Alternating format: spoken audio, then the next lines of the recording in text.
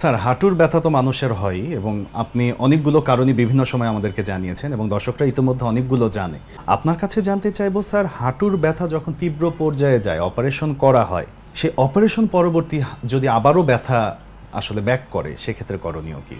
হাঁটু অনেক সময় রিপ্লেস করতে হয়, আমরা বলি অপারেশন। এখন অপারেশন অনেক কিছু হতে পারে, রিপ্লেস হতে পারে, বিভিন্ন ইনজুরি, লিগামেন্ট ইনজুরি, ধরেন বিভিন্ন রিকনস্ট্রাকটিভ সার্জারি প্রয়োজন হতে পারে, যেমন আর্থ্রোস্কোপিক সার্জারি।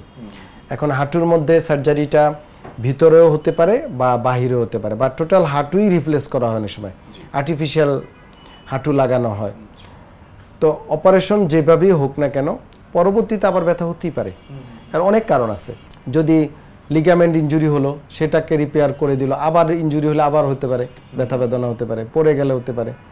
এটা হাঁটু রিপ্লেস করা হয়েছে, পাল্টিয়ে ফেলা হয়েছে, আবারও ব্যথা আসতে পারে।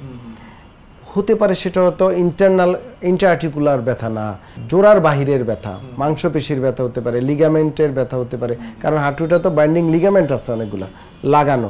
বিভিন্ন আর্থ্রাইটিস আছে অনেকের, যেমন রিউমাটয়েড আর্থ্রাইটিস, অ্যানকালোজিং স্পন্ডিলাইটিস। ধরেন আপনার রিপ্লেস করলেন, কিন্তু আর্থ্রাইটিস জনিত যে প্রদাহ, সেখানে কিন্তু ব্যথা আবার দেখা দিতে পারে। অনেক কারণ, মানে লর্সক কারণ, ব্যথা আবার যে কোনো সময় পোস্ট অপারেটিভলিও আপনার হাঁটুতে ব্যথা হতে পারে। কি কি কারণে হয় সেটা তো আপনার কাছ থেকে একটু তথ্য পেলামই, আমরা একটু করণীয় শুনি যে কি কি করা যেতে পারে এটা হলে। যদি পোস্ট অপারেটিভও হাঁটুতে ব্যথা হয়, ব্যথা না হয়, আমার মনে হয় যে আমরা প্রায় রুগীগুলা পাই, রুগীদের উচিত যে ডায়াগনোসিস করে, এটা বসে না থেকে ডাক্তারের কাছে গিয়ে যে আমার নতুন কোনো কারণে না আগের কারণে আবার ব্যথাটা দেখা দিয়েছে।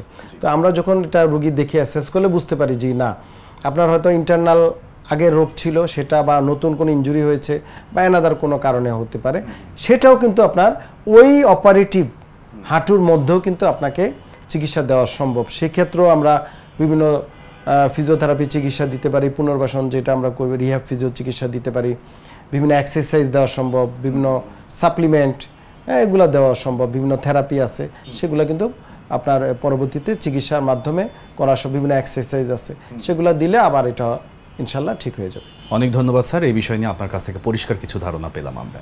আপনাকে অনেক ধন্যবাদ, নাগরিক টেলিভিশনকে অসংখ্য ধন্যবাদ।